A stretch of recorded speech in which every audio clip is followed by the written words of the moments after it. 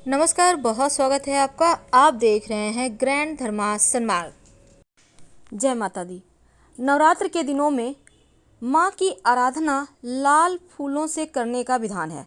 लाल गुड़हल का पुष्प जो माँ को अति प्रिय है। हालांकि गुड़हल अलग अलग रंग में भी आता है, लेकिन जो लाल रंग है ना, ये पुष्प अगर आप अर्पित करते हैं तो जीवन में धन धान्य की वृद्धि होती है, सुख समृद्धि का आशीर्वाद मिलता है। और साथ ही सुर्ख लाल रंग का गुड़हल चूँकि अति प्रिय है और ये सभी मनोकामनाओं को पूर्ण करने वाला पुष्प है। लेकिन कितने संख्या में चढ़ाएं पुष्प कि आपके कुंडली के ग्रह बाधाएं दूर हो जाएं?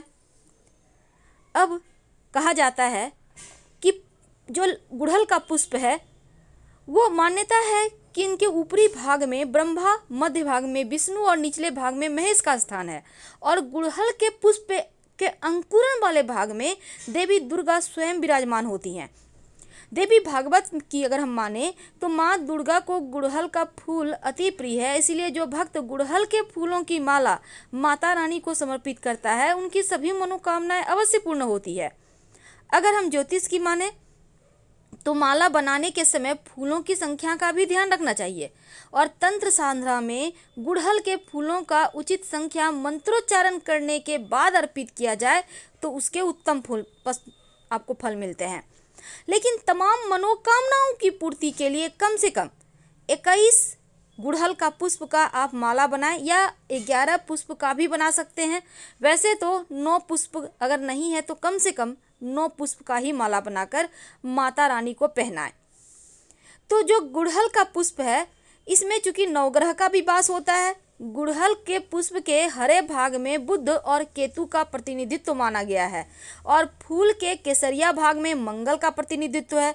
लाल रंग में सूर्य है और अंकुरण पर देवगुरु बृहस्पति हैं। अंकुरण के मध्य भाग में राहु और उनके अंतिम भाग में शनि का वास होता है। तो गुड़हल के बीज में चंद्रमा का वास होता है। इसीलिए गुड़हल का पुष्प अर्पित करने से 9 के 9 ग्रह आपको अनुकूल फल देने लगते हैं। जीवन में धन धान्य बढ़ता चला जाता है। नवरात्र के दिनों में किसी भी दिन माता रानी को गुड़हल के पुष्प की माला बनाकर पहना दें तो जीवन के सारे कष्ट मिट जाएंगे। शत्रु विरोधी सर कभी उठा ही नहीं पाएंगे, क्योंकि गुड़हल का पुष्प अर्पित करने से शत्रु भी शांत होते हैं और धन भी बढ़ता है। जीवन की जो परेशानियां हैं वो समाप्त होती है। अगर नवरात्र में आप हनुमान जी को गुड़हल के पुष्प की माला पहना देते हैं तो केस मुकदमों में विजय की प्राप्ति होती है। कैसा भी आपके जीवन में परेशानी हो, कष्ट हो, और अगर शिवजी पर गुड़हल का पुष्प अर्पित कर दे तो शिवलिंग पर याद रखिए शत्रु सर कभी उठा ही नहीं पाएंगे और शिव जी चारों तरफ से आपकी रक्षा करेंगे। उनका त्रिशूल स्वयं आपकी रक्षा करेगा। नवरात्र के समय सिर्फ एक लाल गुड़हल का पुष्प और नहीं तो आप चाहें तो 108 गुड़हल के पुष्प का माला बनाकर भी माँ को पहना दे तो कुंडली के सारे दोष समाप्त हो जाते हैं। देवी भागवत में वर्णन आता है कि माँ दुर्गा को रक्त पुष्प रंग के पुष्प की माला बहुत पसंद है।